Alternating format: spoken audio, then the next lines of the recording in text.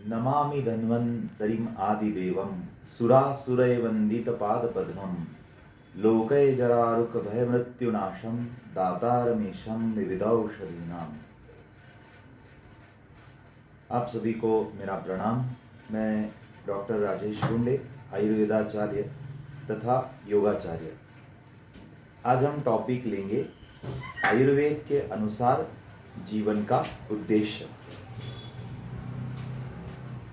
बहुत बार हम जीवन का उद्देश्य ढूंढने की कोशिश करते हैं, लेकिन परिपूर्ण उद्देश्य जिसके माध्यम से हमें आगे बढ़ना होता है उसके बारे में हमें जानकारी नहीं होती है, जो कि आयुर्वेद में बताया है।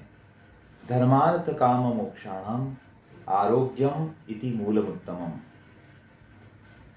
मैं जिनसे मिलता हूँ और पूछता हूँ कि आपके जीवन का उद्देश्य क्या है, या फिर मैं मेरे विद्यार्थियों को पूछता हूँ कि आपके जीवन का उद्देश्य क्या है, तो मुझे सुनने में मिलता है कि समाज की सेवा मेरे जीवन का उद्देश्य है। कोई कहता है माता पिता की सेवा मेरे जीवन का उद्देश्य है। कोई कहता है कि मुझे पूरी दुनिया में घूमना है और पूरी दुनिया देखनी है, ये मेरे जीवन का उद्देश्य है। अलग अलग उद्देश्य के साथ लोग जीवन को जीते हैं, लेकिन परिपूर्ण उद्देश्य मुझे बहुत कम सुनने में मिला है कि किसी ने ये बताया होगा। तो आयुर्वेद में जीवन का उद्देश्य बताया है धर्म, अर्थ, काम और मोक्ष की प्राप्ति करना। लेकिन इससे पहले आयुर्वेद बताता है कि स्वस्थस्य यानी स्वास्थ्य जो है वो इस चतुर्विध पुरुषार्थ का आधार है। अगर हम स्वस्थ नहीं हैं तो हम चतुर्विध पुरुषार्थ की प्राप्ति नहीं कर सकते। अर्थात धर्म यानी कर्म, विधि पूर्वक और नीति के माध्यम से जो हम कार्य करते हैं उसको ही धर्म कहते हैं। तो ये हम नहीं कर पाएंगे। जैसे एक डॉक्टर रुग्ण की परीक्षा नहीं कर पाएगा, जैसे एक इंजीनियर जो उसे कंस्ट्रक्शन करना है वो नहीं कर पाएगा। इसलिए स्वास्थ्य इन चतुर्विध पुरुषार्थों का मूल है, और वो जब तक हम प्राप्त नहीं करेंगे तो हम चतुर्विध पुरुषार्थ की प्राप्ति नहीं कर पाएंगे। अब स्वास्थ्य के बारे में महर्षि सुश्रुताचार्य बताते हैं, समदोषाः समा अग्नि समधातु मलक्रियाः प्रसन्न आत्मेन्द्रिय मनः स्वस्थ इत्याभिधीयते। स्वास्थ्य यानी मात्र शरीर सुदृढ़ होना या फिर संतुलित होना नहीं है, वो तो आवश्यक है, लेकिन उसके साथ साथ मन की स्थिरता, भावनाओं पर नियंत्रण और आत्मा का आनंद, वो उसमें मुख्य रूप में समावित होना चाहिए। तो शरीर में जो त्रिदोष है वो संतुलित होनी चाहिए, सप्त धातु संतुलित होनी चाहिए, त्रिमल संतुलित होनी चाहिए, और उसके साथ साथ मन की स्थिरता, भावनाओं का नियंत्रण और आत्मा की अनुभूति, ये भी आवश्यक है। तभी हम कह सकते हैं कि वो व्यक्ति स्वस्थ है। जब वो पूर्ण रूप से स्वस्थ हो जाएगा तभी वो चतुर्विध पुरुषार्थ की प्राप्ति कर पाएगा। सबसे पहला पुरुषार्थ धर्म कहा गया है। राजा भर्तृहरि ने बहुत ही सुंदर व्याख्या धर्म की है।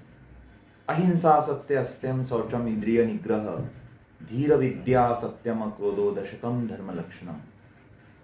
इस व्याख्या को विस्तृत रूप से परिभाषित करना थोड़ा मुश्किल है, अर्थात थोड़ा टॉपिक लंबा हो जाएगा, लेकिन ये जो 10 धर्म के लक्षण बताए हैं उससे ही हम थोड़ा थोड़ा समझ सकते हैं कि अहिंसा यानी किसी की कायिक वाचिक मानसिक दृष्टिकोण से हिंसा न करना ही अहिंसा है। अहिंसा सत्य, जो देखा है, जो सुना है, वैसे ही बोलना या किसी को बताना, वो सत्य कहलाता है। अस्तेय यानी कायिक वाचिक मानसिक दृष्टिकोण से चोरी न करना। अहिंसा सत्य अस्त्यम शौचम इंद्रिय निग्रह, अर्थात इंद्रियों की शुद्धि करना, आंतरिक और बाह्य दोनों दृष्टिकोण से। तो आंतरिक शुद्धि जो पंचकर्म षटकर्म के माध्यम से बताई जाती है, और बाह्य शुद्धि तो करीबन करीबन हम करते ही है, जैसे स्नान करना, दातुन करना, आंखों की शुद्धि करना, कान को बाहर से साफ करना, ये तो हम करते ही, त्वचा को थोड़ा सा रगड़ के साफ करना, ये तो हम करते ही है। लेकिन इसके साथ साथ पंचकर्म और षटकर्म के माध्यम से ऋतु के अनुसार, जैसे वसंत में वमन, सितंबर अक्टूबर जो समय होता है शरद ऋतु, उसमें विरेचन, वर्षा ऋतु में बस्ती, और अन्य जैसे हेमंत और शिशिर ऋतु में शिरोधारा और नस्य और रक्तमोक्षण कर लेना, ये भी उतना ही आवश्यक है। तो ये धर्म जो है, धर्म में भी वो शरीर का जो धर्म है वो आता है। अलग अलग प्रकार के धर्म बताए, जैसे शरीर धर्म है, समाज के प्रति अपना धर्म है, अपने बच्चों के प्रति अपना कुछ धर्म रहता है, दायित्व रहता है। तो अलग अलग स्तर पर अलग अलग धर्म तो रहेंगे, लेकिन सामुदायिक दृष्टिकोण से ये जो व्याख्या राजा भर्तृहरि ने की है, उसे अगर हम ध्यान में लेते हैं तो निश्चित रूप से हम धर्म परायणता कर सकते हैं।